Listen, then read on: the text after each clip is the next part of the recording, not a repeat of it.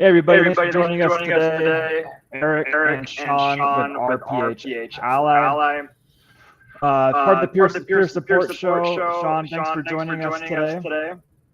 What I want to talk about is yesterday was a brand new pharmacy workforce suicide awareness day.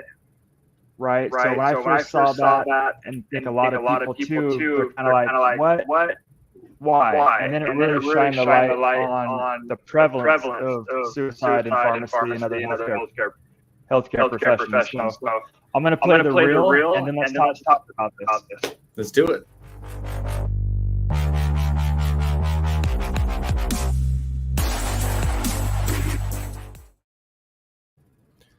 All right. So, very serious topic. So, you know what? I was reading Michael Hoag's email. Did you get that from APHA yesterday too? I did. And on there it actually says that like the average rate per capita is 12 suicides per 100,000. Yeah. Pharmacy, it says pharmacist more specifically is 20 per 100,000. My question to you, Eric, is double almost. We have over 300,000 pharmacists in our profession right now today. Does that mean, now is this per year? Does that mean 60 pharmacists are committing suicide every year? Is that what that means? Guess so. I didn't do the math before this. So. No, I'm just that's per year, right? Yeah. 60 pharmacists a year. That's wild. That's true, right? And this is interesting. I had two conversations in the past week. One was regarding my post about robberies that happen in pharmacy. And somebody told me a story of a pharmacist who got robbed multiple times and had so much fear and anxiety and stress because of it that he ended up committing suicide because of those events. It's traumatic event on top of everything else. And then today, I was having a conversation with somebody who's a professor at a pharmacy university about student well-being. And she mentioned last year there was a student who committed suicide, a pharmacy student. And just how hard it was on all the students at every university. So it's more prevalent than most people think. More prevalent than I thought. I've heard about two instances just in the last week. I wonder if it's getting better or worse. Did you have any information, Sean, if it's how it's been progressing over the years? That I don't know. No, I would assume it's not getting better. I mean, just if I was to look at what we're dealing with currently, in a lot of the big chains that we see, and I mean, bled for staying on that week in and week out, day in and day out, right? So, but aren't they doing more things because of things that bled is doing and drawing attention to the overworked, understaffed, stressed out pharmacists? It seems like I'm hearing about this going on more and more. But is anything actually happening? Are they doing anything? Legislation, anything changing? I know California has some cool legislation coming out that's going to help with the whistleblower stuff. That's awesome. I had to pick up a med for my family this week or last week, and there was I went to the three-letter word, three-letter company, and they had a cashier up front. So I went on my way out. I went over to talk to the technician on the end. I'm like, "What is going on over here? Like, you have a who is? Okay, I'll be there in a minute." You gotta run. I'll hold it down. No, it's funny. No, but anyways, what I was trying to say was, like, I don't know if they are. They were talking about overtime, and they don't have the staffing, so they had to pull from the front for a cashier helping. I'm not saying they're actually making steps to help. I'm saying they actually, that was the first time I've ever seen that, by the way. Like, at least, that's all I was saying. And I think honestly, when I'm thinking about the working conditions and thinking about us as pharmacists and maybe what we're not taught in school. I mean, one thing I've learned recently over the last 3 months, because now I'm back in a pharmacy and I'm working with four to five pharmacists like every day, is our lack of communication, our passive aggressiveness, how we bottle things up for so long, before we ever say anything to anybody, right? We'd rather just take it and just take it home with us rather than just working on the issues here in the pharmacy, right? So that's just kind of one of those things where we could use a lot of improvement, maybe a lot of skills coaching, things like that, on how we communicate, just people skills, right? It has nothing to do with pharmacy. Obviously, a lot of people are getting crushed, but we don't know how to talk about it in our interactions amongst our staff and our colleagues. Doesn't help the way we interact. Specifically you're talking about pharmacy staff talking about these problems, being there for each other, supporting each other. Yeah. Nobody talks about everybody's just out, having a bad day. Going home like that, coming back the next day, maybe not looking forward to work the next day. It's going to be the same thing over and over again. And they just go out in and out until they can't take it anymore. Yeah. So I try to think of what can be done. Like if we were able to give advice today to pharmacists, is maybe headed that direction. Maybe not to suicide, but to a place of darkness, depression, sadness. Not a good place. The things that we can do, a lot of people that I've learned over the years to improve your world. For example, me, I'm a workaholic, and I'll just go all day.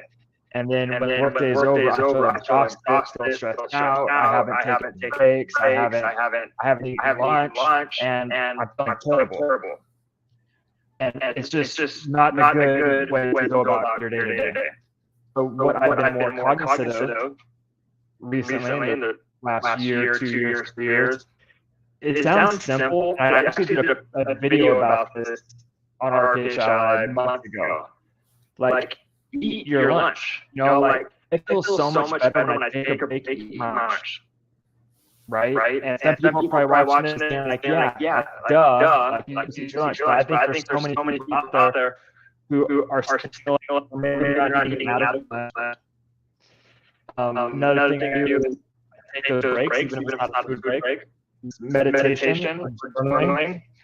I've actually been expanding my journaling activities a little bit more. I just got a journaling book today, a new one, because it's helpful.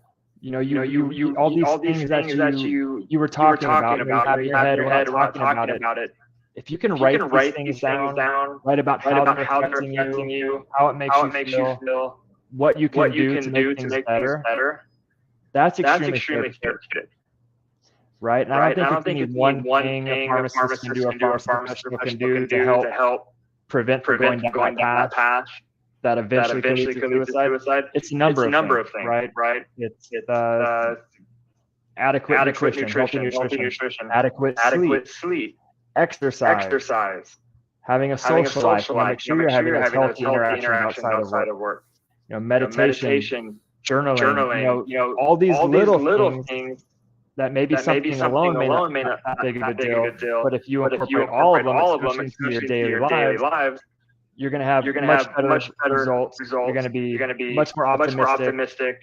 You're going to be much more excited about your daily activities. And the great thing about that is that rubs off on somebody else. I'm coming to work, and I'm feeling really good. I'm happy. That's going to rub off on you, and then that's going to be you, and it's just be really widespread, person to person. And I think the other part of this that's really important is what I just described is like being kind to yourself. You need to be kind to yourself. Take care of yourself so you don't feel like going down that path. That can eventually lead to suicide. Because if you're getting there, I don't think you're being very kind to yourself along the way. But the other thing is be kind to other people. Because you don't know what they're going through. Like you said, they're not talking about it. They're bottling it up. And who knows if you're kind to this person, just treating them well, being nice things, doing nice things, that can change your whole day. And eventually it could prevent somebody from going home and committing suicide to not. And the power that we have by doing these things is huge. Yep. What about how can we help in at RPHLA, Eric, and how can people get involved and reach out to you, or how do they get a hold of you if they do need someone to talk to and don't know where to go, and don't want to call the number that APHA gave us as far as the hotline, right? So any next steps? That's a great question. Our APHA did provide really good resources, but I get it. Sometimes people say, I don't want to reach out to a hotline to people I don't know. I don't know what's going to happen. I don't want to do all that. I just want somebody to talk to. I want some support. I want to vent. RPHLA is definitely a first step for that. It's like I'm not a licensed healthcare professional. Nobody at RPHLA is, as far as I know. But being able to talk to somebody, like I had somebody approach me last week or message me on RPHLA about an issue. You guys have a support group for this? Is there anybody else? And not exactly, but I did what I could to support that person. I provided them with some resources. I see if I can connect them with any other peers.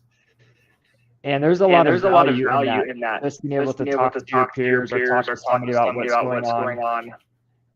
And it's very therapeutic to be able to do so. So that the basic presence of having the peer support channel on RPHLA is huge. It's a place for somebody to go when they have nowhere else to go. Right? I think I'm a nice enough guy, empathetic enough guy, approachable enough guy where people are going to feel, okay, come in here and everything's confidential. I don't talk to many people at all. I'm just sharing this kind of stuff. But RPHLA is a good resource to come to try to talk about whatever issues you have going on, connect with other people, and also find some of the resources to have in the resource section. Yep. No, and you're amazing, Eric. I'm so glad you're here with us to support us. So that's awesome. I didn't want to set you up for that. I'm just glad that you answered what you did. I mean, because you have been there. It's about a year ago we launched that channel, right? So it's been fun to see you. Just over a year. Yeah, and I've enjoyed it. It's been very rewarding and fulfilling. It's nice to be here. And as you know, I'm taking this even further. I'm starting to do more speaking engagements. The Pharmacy University I was speaking with today was actually for a speaking engagement. We were having all these conversations, and they were telling about all these issues that pharmacy students are having, somebody committed suicide, how they're struggling, and about me coming in to give a talk to help these students in that way. And being able to do this RPHLA was like taking steps, right? It's kind of like, okay, cool, I want to do this, I've been doing a little bit. RPHLA was the next step. And then this is just the next big step. And it's huge. I'm planning on taking it big. So that's awesome. It's nice to be able to be here for people who need it. That's awesome. We appreciate that, Eric. I got to run, but thank you so much. I have a you get going. Back to work, but appreciate your time. Save those lives. I'll talk to you soon. Maybe today. Later, bud. All right. See ya.